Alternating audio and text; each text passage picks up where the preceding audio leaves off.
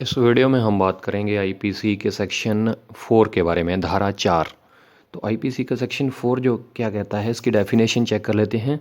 The provision of this code apply to any offence committed by, number first है, any citizen of India in any place without and beyond India. Second point क्या है, any person on any ship और aircraft registered in India wherever it may be. अब simple language में आपको मैं इसके बारे में बता देता हूँ। सबसे पहला पॉइंट क्या कह रहा है कि इंडियन पीनल कोड जो है वो हर भारत के नागरिक पर लागू होगा, चाहे वो किसी भी देश में ऑफेंस करता है, चाहे वो अमेरिका में, जापान में, न्यूजीलैंड में, इंग्लैंड में, कहीं पर भी कोई ऐसा एक्ट करता है जिसको आईपीसी के तहत, इंडियन पीनल कोड के तहत अपराध माना गया है, ऑफेंस माना गया है, तो उसको सज़ा बाकायदा मिलेगी जब वो इंडिया के अंदर आएगा। सेकंड पॉइंट क्या कहता है, सेकंड पॉइंट ये कहता है कि अगर कोई इंडिया के अंदर रजिस्टर्ड एयरक्राफ्ट है या कोई शिप है जिसको इंडिया में रजिस्टर्ड किया गया है, वो शिप किसी भी देश का हो सकता है, चाहे वो इंडिया का है, चाहे अमेरिका का है, चाहे किसी भी देश का है, अगर उसको इंडिया के अंदर रजिस्टर्ड किया गया है तो अगर उस पर कोई अपराध होता है जिसको आईपीसी के तहत अपराध माना गया है, उस पर कोई ऐसा काम होता है तो उस पर भी आईपीसी ही लागू होगा और उसको सज़ा जो है अपराध करने वाले को आईपीसी के तहत दी जाएगी। इसमें और मेन पॉइंट डिस्कस कर लेते हैं।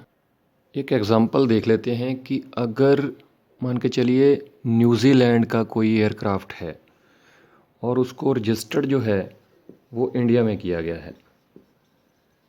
ऐसे हालात थे कि उसको एयरक्राफ्ट को इंडिया के अंदर रजिस्टर्ड किया गया है, जो एयरक्राफ्ट है, एयरक्राफ्ट को इंडिया के अंदर रजिस्टर्ड किया गया है। तो जब वो न्यूजीलैंड में गया एयरक्राफ्ट, तो वहाँ पर किसी न्यूजीलैंड के ही नागरिक ने, जो इंडिया का नागरिक नहीं है, न्यूजीलैंड के ही नागरिक ने किसी और न्यूजीलैंड के नागरिक को गोली मार दी, उसका मर्डर कर दिया।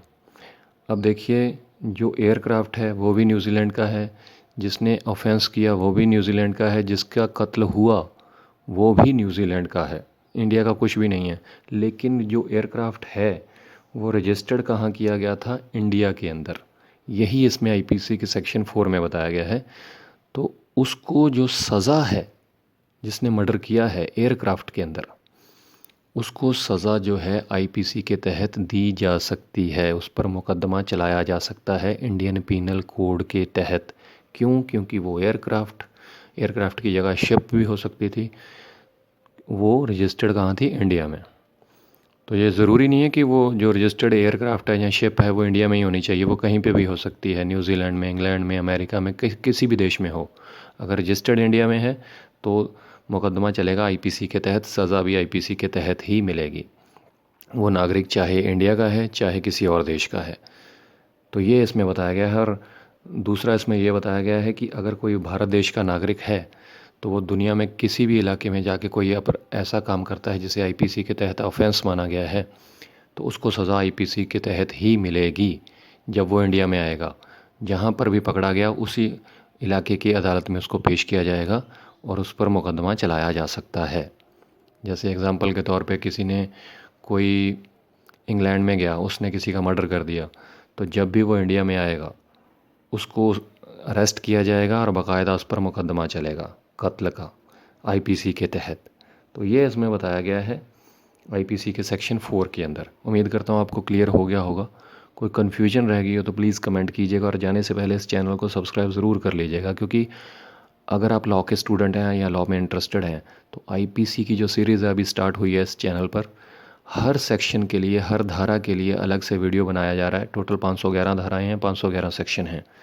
तो हर रोज़ जो है आईपीसी के सेक्शन की एक या दो या पाँच वीडियोस अपलोड की जा रही हैं।